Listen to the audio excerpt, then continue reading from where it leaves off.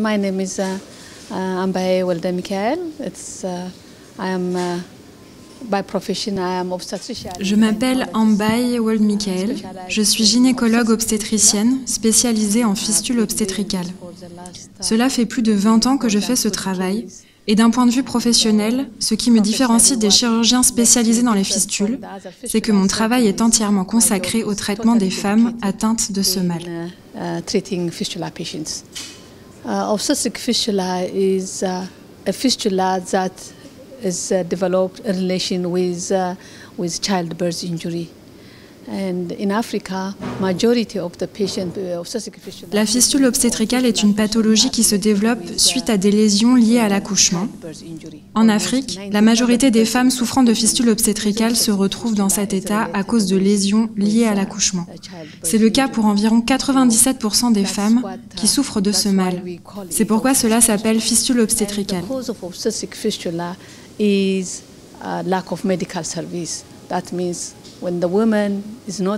cette pathologie est causée par le manque de services médicaux. Lorsque la femme n'arrive pas à accoucher en 24 heures, elle a besoin d'aide. Pour lui apporter cette assistance, il faut des équipements et des ressources humaines compétentes. Lorsque ce n'est pas le cas, le travail de cette femme sera prolongé.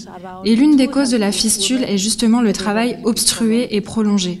Cela veut dire que lorsque la femme est en travail pendant plusieurs heures ou jours, la tête du fœtus reste coincée dans le pelvis, la partie osseuse de la femme. Et cela compresse la vessie avec la partie osseuse de la mère à l'avant, notamment le pubis et le sacrum de la mère à l'arrière.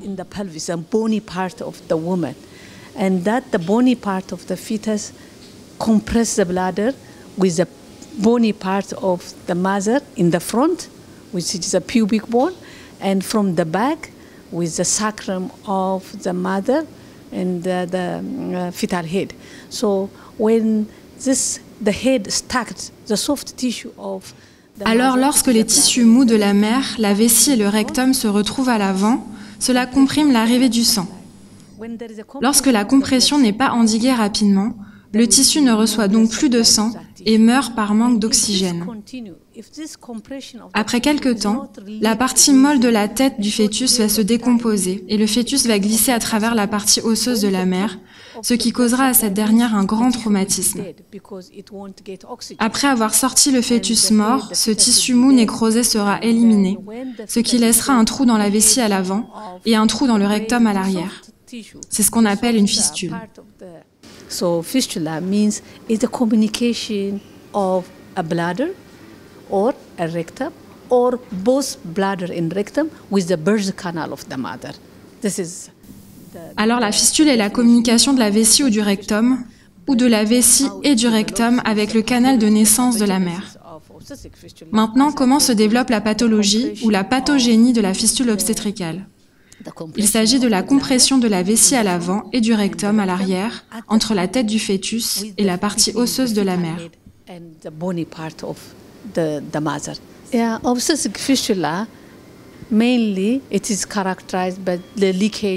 La fistule obstétricale se caractérise principalement par une perte d'urine ou de sel ou des deux à la fois. Généralement, nous classons les conséquences de la fistule obstétricale en 3 catégories. Le traumatisme physique, le traumatisme social et le traumatisme psychologique. Le traumatisme physique de la fistule obstétricale est la maladie en elle-même, c'est-à-dire la perforation dans la vessie et dans le rectum. C'est ce qui rend la patiente incapable de garder l'urine, les selles ou les deux. Abordons maintenant le traumatisme psychologique. Parce que la patiente perd de l'urine, elle sent mauvais.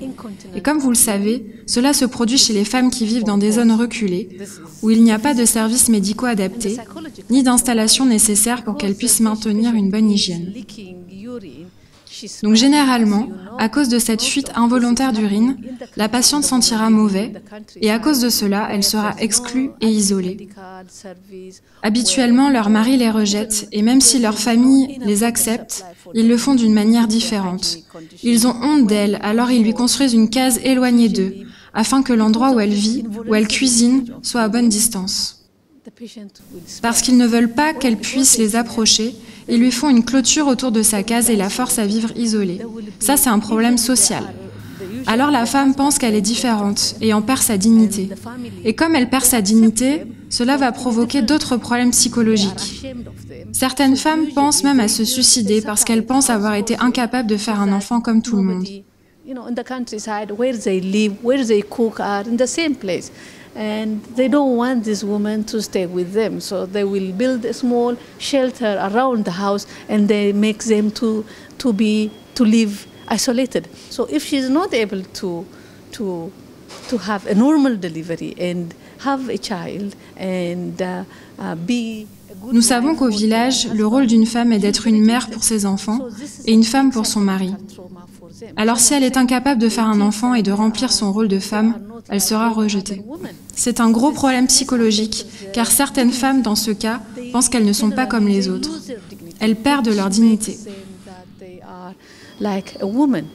The other physical consequences related with obstetric fistula is not only leakage of urine. Les conséquences physiques de la fistule obstétricale ne se limitent pas à la perte d'urine ou de matière fécale.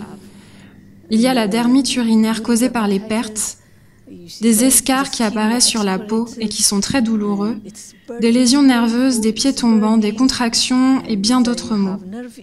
Certaines développent des problèmes de fertilité pendant que d'autres perdent définitivement leur cycle menstruel. And some of them they end up in infertility, some end up in they lose a permanent lose of their menstrual cycle. They will not have this menstrual cycle.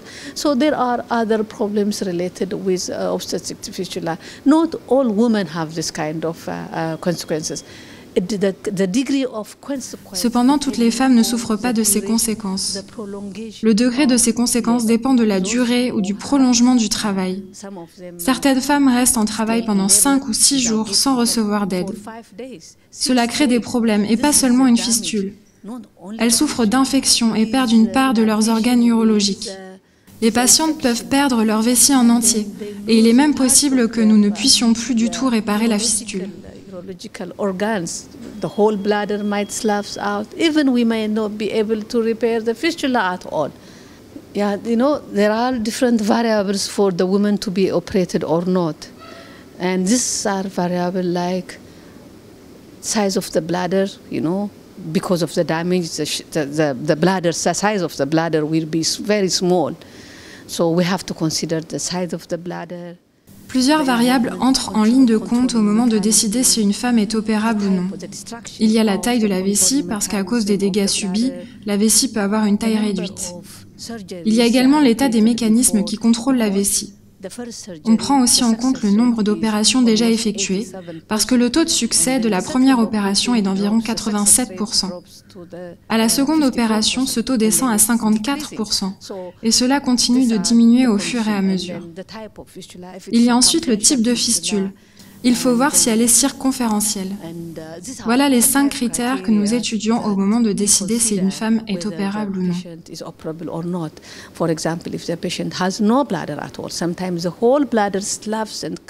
Par exemple, il arrive que la vessie de la patiente ait été complètement détruite et l'urètre ainsi que l'urtère s'écoulent directement dans le vagin. Et dans un cas standard de réparation de fistule, il n'y a rien que nous puissions faire avec une patiente pareille. Alors nous sommes obligés de changer notre procédure d'opération et passer à un autre type de chirurgie urologique afin d'aider cette femme. Nous devons donc prendre en compte ces 5 variables pour déterminer si une femme est opérable ou non. De ces 5 critères, si le premier, le deuxième ou le troisième sont incriminants, cela diminue les chances de guérison de la patiente.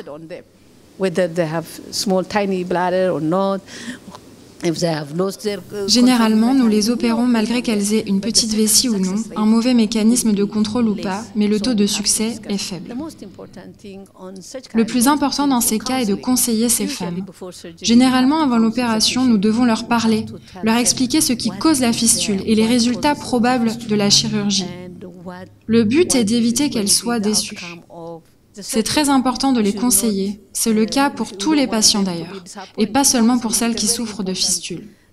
For the fistula patient, not only for in fact for any other patient, but for fistula patient, we have to tell them, counsel them properly, and then tell them what could be the outcome. If it is a better one, Si les résultats sont encourageants, nous sommes très heureux. Sinon, nous devons veiller à leur dire ce que nous pouvons espérer de l'opération afin qu'elles ne soient pas trop déçues.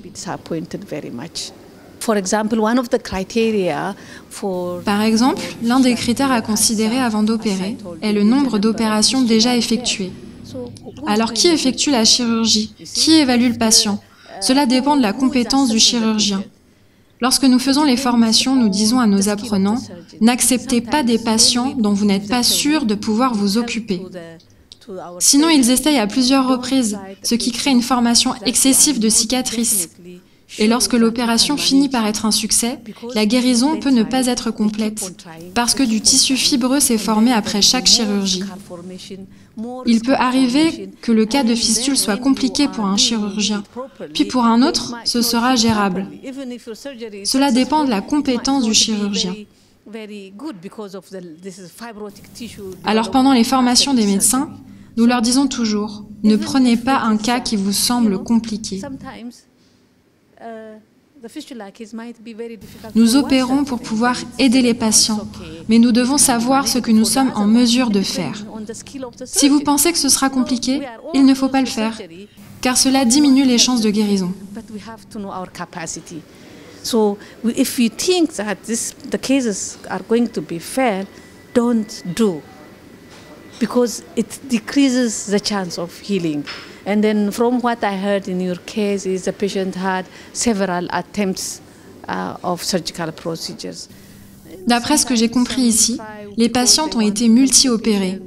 Certains chirurgiens essaient d'opérer parce qu'ils veulent aider la patiente, mais ils ne savent pas vraiment comment gérer cela. Alors ils multiplient les échecs. Alors, même si la patiente a été multi-opérée, je dois évaluer les dégâts. How the damage is.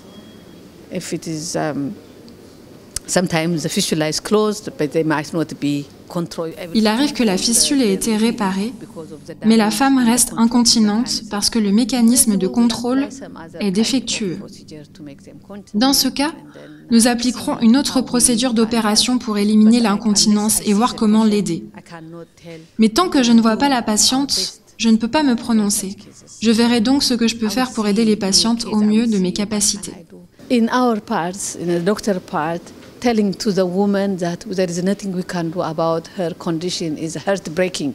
It's very difficult. We have to have other options. And from in the center where I used to work, there is other urological. Dans notre milieu, c'est un véritable crève-cœur de dire à une patiente qu'il n'y a rien à faire pour elle. Il doit toujours y avoir d'autres options. Et dans mon travail, il peut y avoir des opérations urologiques à effectuer, notamment une diversion ou un conduit iléal. Même si l'opération n'est pas possible, nous devons conseiller ces femmes comme il faut et les amener à accepter leur état et à vivre avec. C'est un traumatisme, elles perdent de l'urine, mais cela ne veut pas dire que leur vie s'arrête, la vie continue. Donc nous devons leur faire comprendre qu'elles peuvent continuer à vivre et il n'y a que nous qui pouvons leur montrer que c'est possible et comment y arriver même si elles ne sont pas guéries. Nous pouvons faire cela en créant des centres et des programmes de réhabilitation. Even without their being cured, like by establishing rehabilitation center, reintegration program. There are so many women who are not cured in Ethiopia, but they can lead a normal life. Il existe beaucoup de femmes qui ne sont pas guéries en Éthiopie, mais elles arrivent à vivre normalement parce qu'elles ont été introduites à divers programmes de réhabilitation. Elles maintiennent une bonne hygiène et elles ont des activités génératrices de revenus.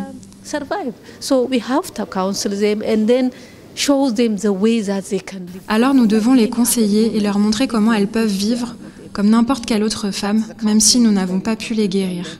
We have other responsibility for such kind of women to continue, how to continue their life.